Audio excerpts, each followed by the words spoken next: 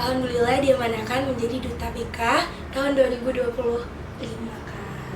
Sesederhananya ambisi itu, Kak, menurut Panoviaku adalah hal yang paling ingin kita capai.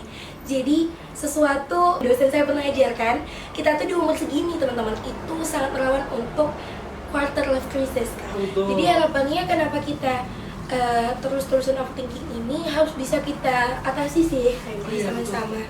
Jadi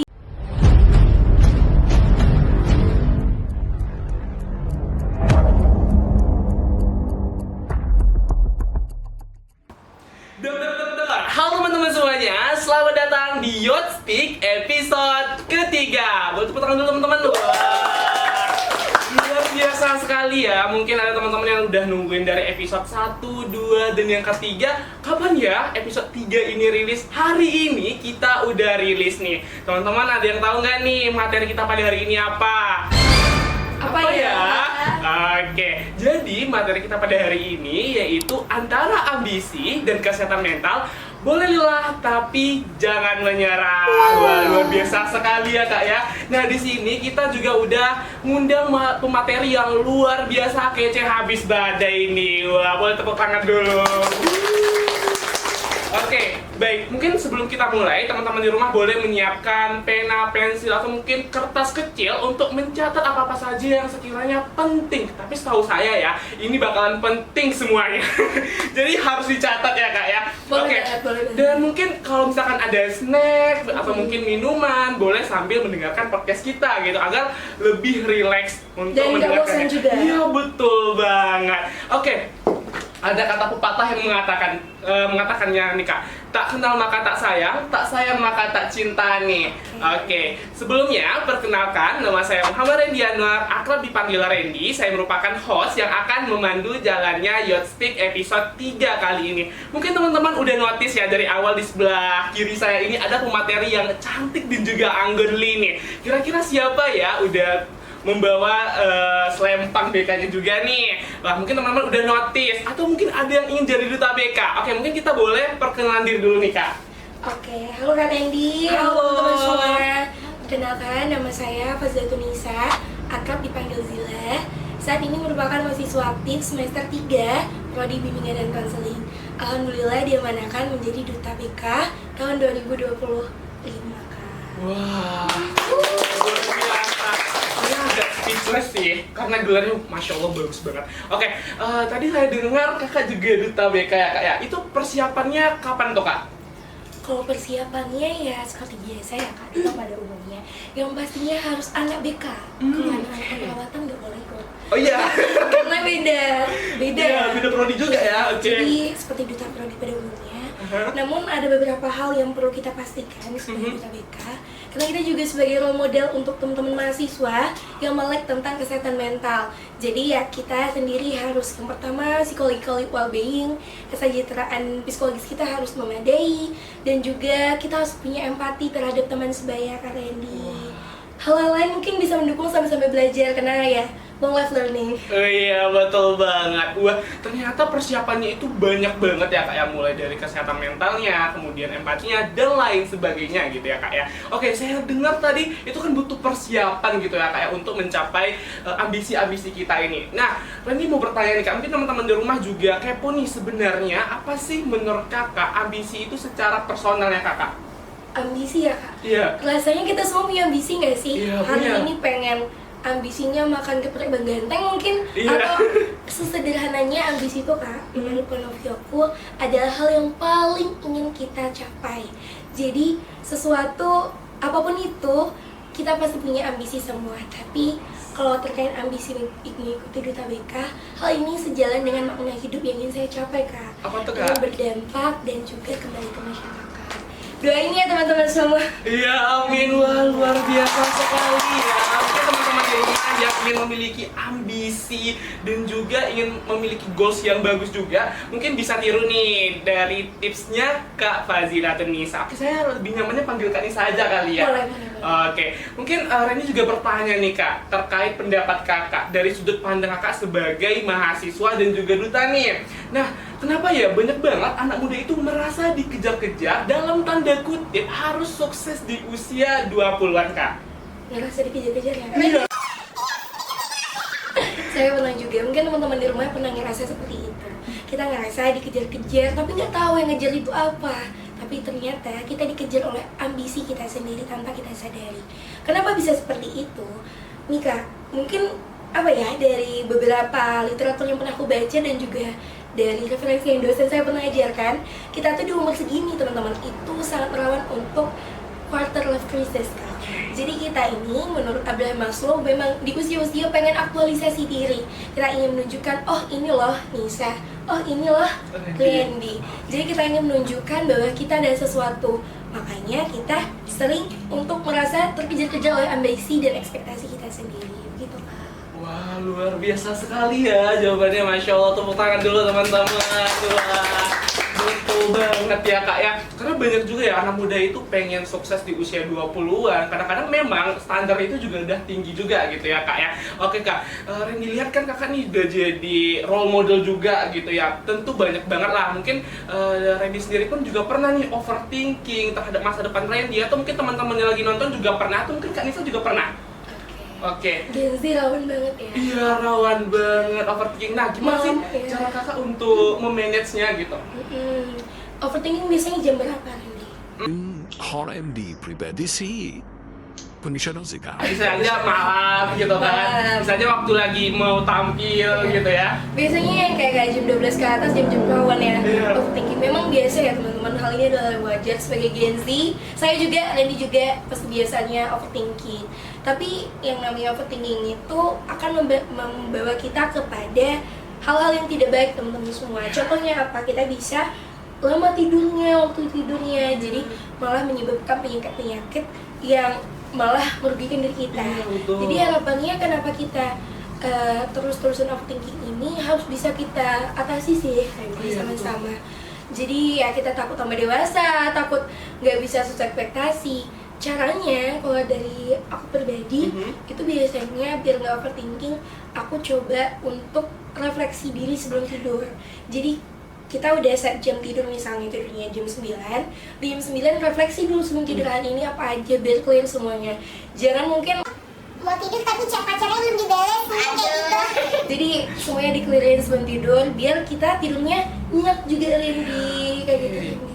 Wah, ternyata luar biasa juga ya. Betul sekali nih Kak, saya juga setuju dengan pendapat Kakak. Kalau misalkan kita itu overthinking, kita juga perlu untuk merefleksi diri. Sekiranya hari ini udah apa aja ya kita laluin. Kayak misalkan nih, aku udah ujian, kalau misalkan hasilnya itu pas-pasan, is okay. Tapi kita udah nulis, karena dengan menulis tadi, kita udah udah mengeluarkan unek-unek isi hati kita tadi gitu ya teman-teman. Randy-nya berarti udah bisa ngatasin overthinking-nya nih teman-teman. Bisa teman-teman Aduh. coba juga.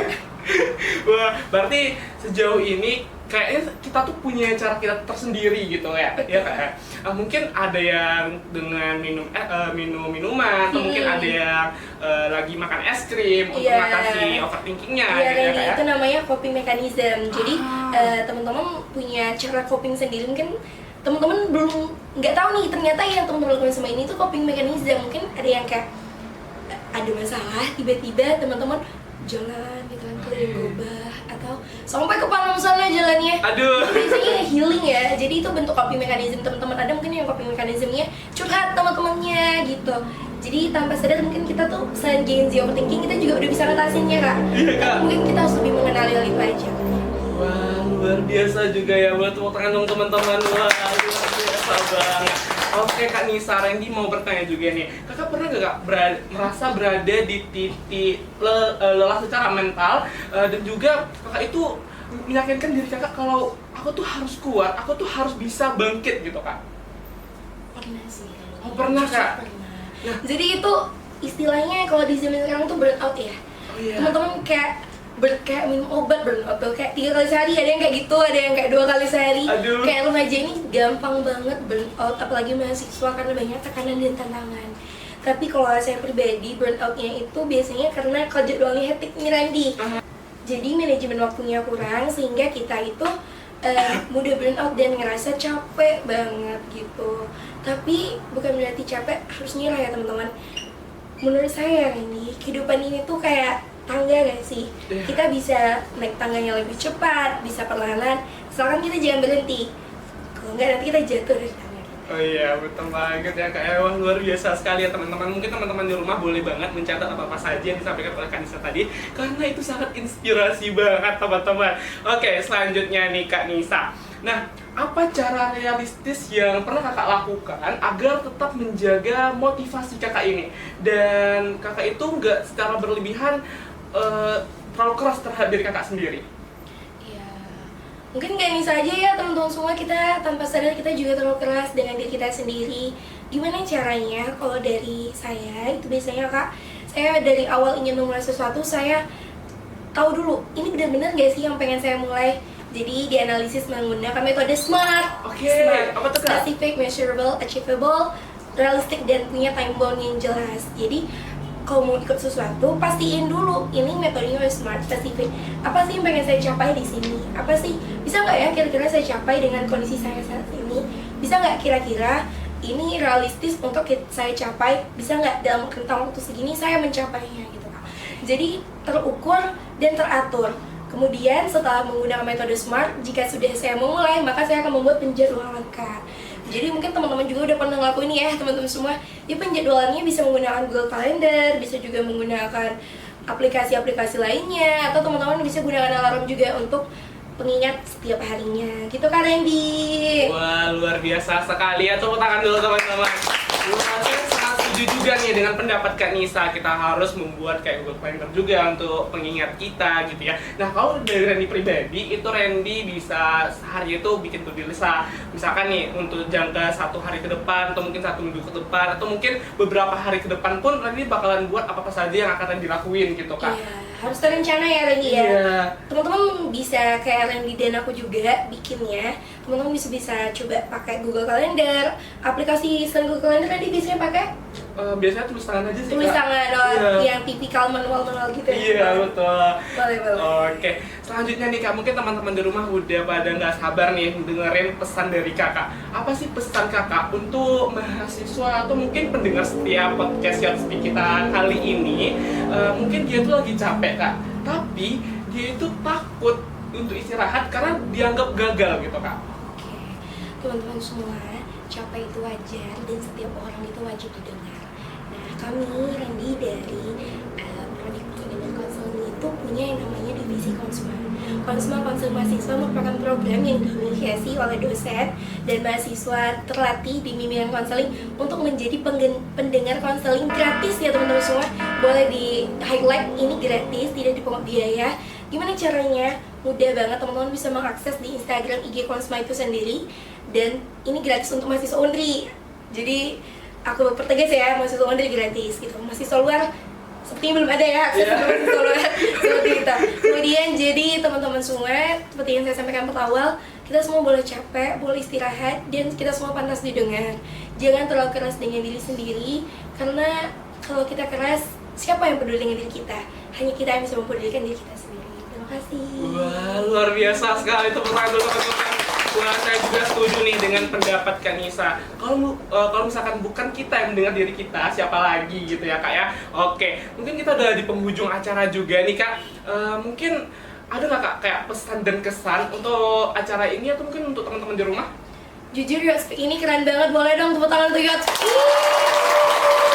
Ini harapannya dapat berkelanjutan dan teman-teman pantengin terus Instagram dan YouTube-nya Yotspeak agar bisa mendapatkan wawasan baru. Nah, mungkin teman-teman yang ada di rumah, selain ngeliat konten ini, teman-teman bisa diimplementasikan tadi yang sudah saya sampaikan. Mulai dari teman-teman itu bisa membuat to-do list, teman-teman bisa ingin mengikuti sesuatu, lower your expectation, bisa membuat metode SMART. Bukan lebih ke ngerasa diri teman itu rendah, tapi teman-teman jangan terlalu berekspektasi tinggi dengan diri teman-teman yang berujung malah keras pada diri sendiri, yang nantinya overthinking dan malah penyakit-penyakit lainnya Kak Randy. Jadi teman-teman, just be yourself dan jaga diri teman-teman semua. Terima kasih Kak Randy dan teman-teman Yotspeak. Luar biasa, tepuk tangan dulu. Ya, saya sangat setuju juga nih dengan pesan dan kesannya Kak Nisa. Jangan lupa untuk jadi be yourself juga ya Kak ya. Oke, mungkin kami juga ingin mengucapkan terima kasih banyak kepada Kak Nisa karena jauh-jauh dari negeri Panam ke negeri Goba gitu ya Kak ya. Itu tadi aman nggak Kak perjalanannya? Aduh, Aduh. seperti biasa. Aduh, memang luar biasa kayak perjuangannya harus melewati macet, hujan, badai, angin, ribut gitu ya. Itu berlebihan ya. Berlebihan kali ya. Iya, tapi untuk pemirsa Yo Speak apa sih yang enggak? Iya, wah luar biasa. Oke, mungkin terima kasih ya Kak ya telah datang jauh-jauh dari sana sampai ke negeri Goba ini untuk memberikan materi kepada teman-teman Youth Speak kita kali ini dengan luar biasa gitu ya. Mungkin bagi teman-teman yang suka podcast kita boleh langsung like, comment, and subscribe YouTube channel kita gitu ya teman-teman. Dan jangan lupa untuk menantikan episode selanjutnya karena kita bakalan mengundang pemateri yang luar biasa juga. Mungkin itu saja. Dan see you. Yeay.